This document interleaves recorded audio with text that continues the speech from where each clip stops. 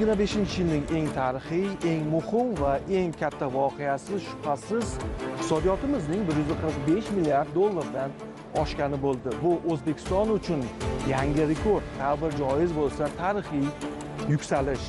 Holbuki 9 yil avval ham yalpi ichki mahsulot hajmini 100 milliard dollarga yetkazish biz uchun juda katta marra bo'lib ko'rinardi.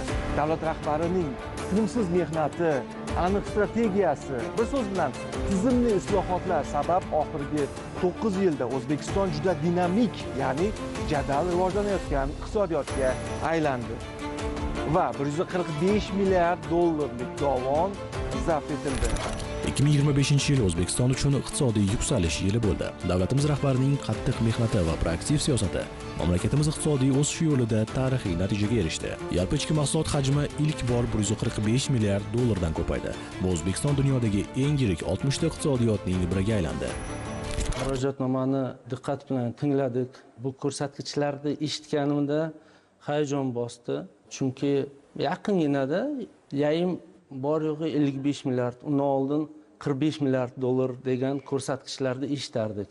Qisqa muddat ichida 145 milliard dollarga yetkazish bu albatta katta kuch-g'ayrat, mashaqqat va isbotlaydiki, hurmatli prezidentimiz boshchiligida davlatimiz, iqtisodiyotimiz to'g'ri yo'nalishda.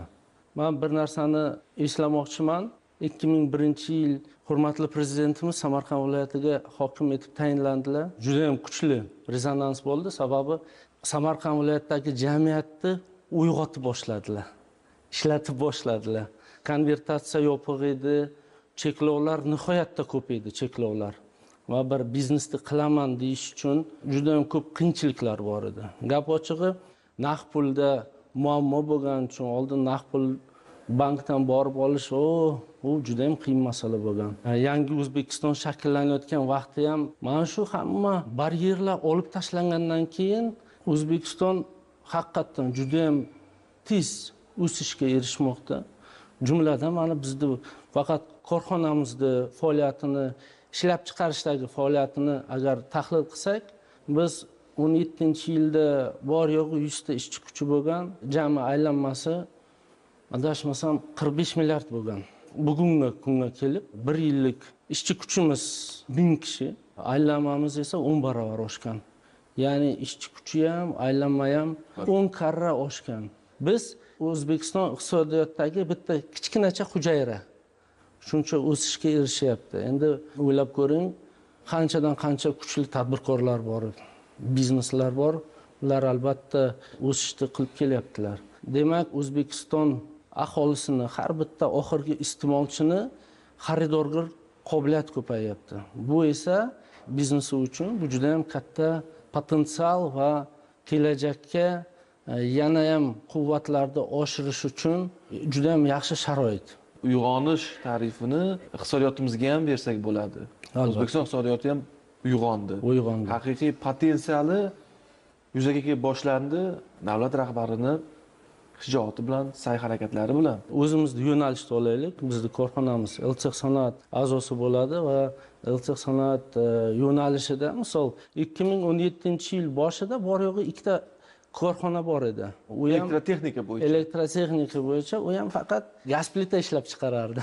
Eksport qilishni orzu qilganman. Boshida eksport nimaligini ham bilmasdik biz. Endi sekin-sekin jahon bozoriga chiqib, o'rganib, 21-yili biz bor yo'g'i adashmasam 300 ming dollar eksport qilganmiz, mana bu yilga kelib 7 million dollar atrofida eksportni qilyapmiz. Yil yakuni bo'yicha bizning korxona uchun bu yaxshigina o'sish desa bo'ladi.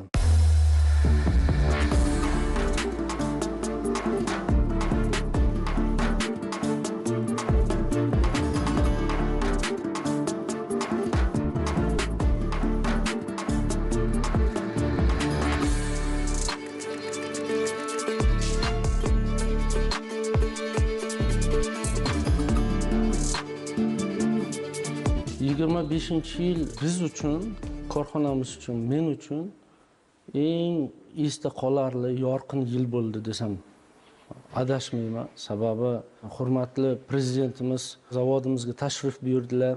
Nafaqat men, butun jamoamiz juda ham baxtiyor onlarni kechirdik. Juda ham hayajonli onlar edi. Biz uchun nihoyatda katta motivatsiya berdilar.